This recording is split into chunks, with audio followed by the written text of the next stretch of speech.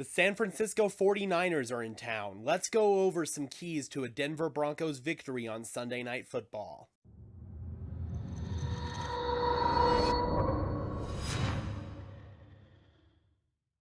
Hello everyone and welcome to Denver Broncos Syndicate, part of the Sports Syndicate family of channels where we're dedicated to bringing you content about our favorite sports teams. I am your host, Gage Madrid. Before we jump in, if you could just do me a favor and leave a like on this video as well as subscribe and ring the notification bell, that would be awesome. We are trying to reach 850 subscribers, so let's see how fast we can get there. Alright folks, it is time for Sunday Night Football. This is the first time that the Broncos will be appearing in a home game on Sunday Night Football since 2017. This is also the Broncos' second primetime game of the season and Russell Wilson's second home game as a Bronco.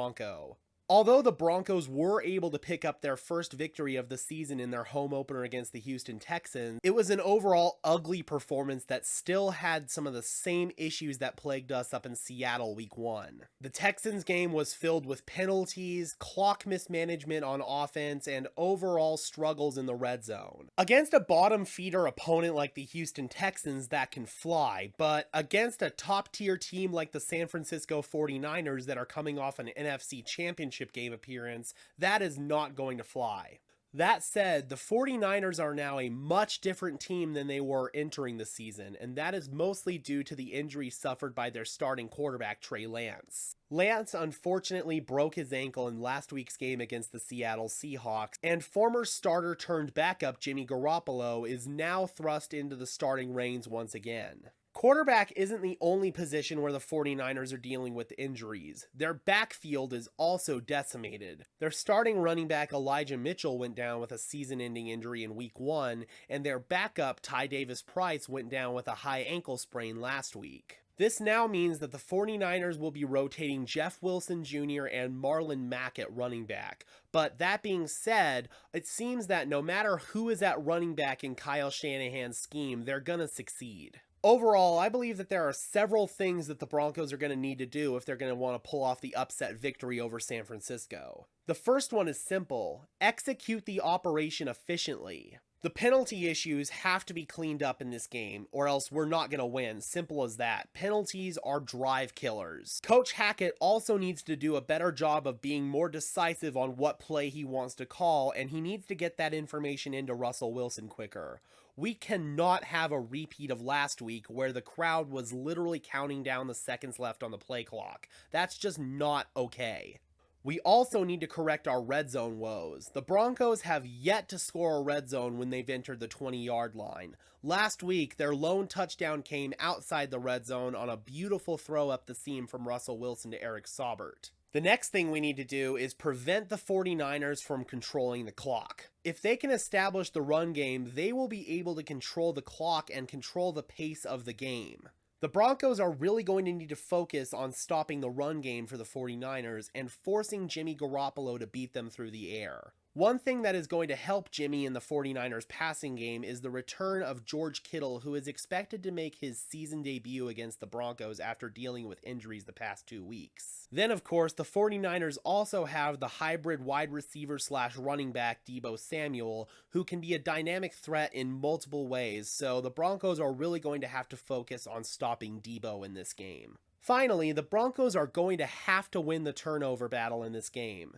If they can force Jimmy Garoppolo into a bad decision or possibly force a fumble in the run game, that would really go a long way in helping the team out. I got a feeling that this game is not going to feature many points scored, and it's going to come down to the littlest of details if the Broncos are going to want to win. The 49ers are arguably one of the best coached teams in the entire league, and through the first 2 weeks, the Broncos have been anything but. This is going to be a fantastic opportunity for us on a national stage to show that we have corrected our issues and that we are going to be able to hang with the top dogs in the NFL. That said, one thing that is not going to help us out is the injury report. The Broncos only have one player listed as out, which is Darius Phillips with a hamstring injury, but they have a whopping 10 players listed as questionable for this game. This includes some key players such as Draymond Jones, Jerry Jeudy, Josie Jewell, Quinn Miners, Billy Turner, KJ Hamler, Mike Purcell, and Pat Surtain.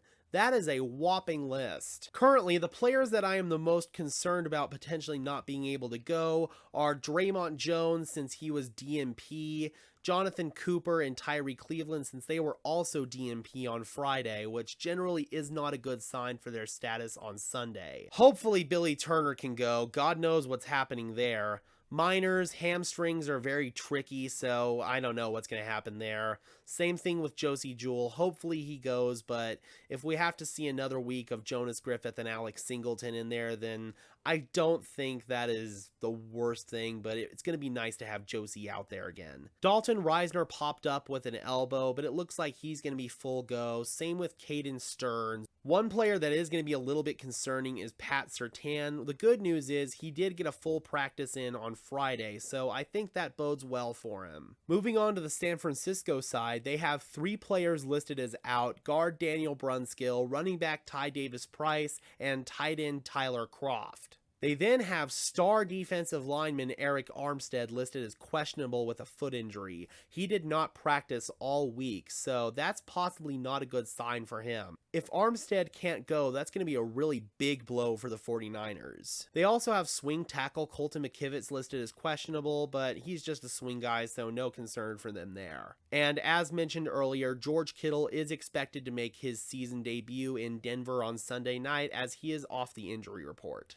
Overall, the Broncos definitely have their work cut out for them on Sunday night, but it is also a fantastic opportunity for us. If we can pick up a win here, that is going to be a really big momentum boost for us. That said, it is going to be a really big challenge, so hopefully the Broncos come prepared this week, unlike the past 2 weeks. Alright, Broncos country, give me your official score predictions for this game in the comment section below. I would really love to hear from you. Be sure to leave a like on this video, as well as subscribe and ring the bell so these videos appear in your notification feed. And while you're at it, be sure to follow me on Twitter at Gage Madrid NFL for even more Denver Broncos coverage. And for now, this has been another episode of Denver Broncos Syndicate. I am your host, Gage Madrid, saying peace out and let's ride.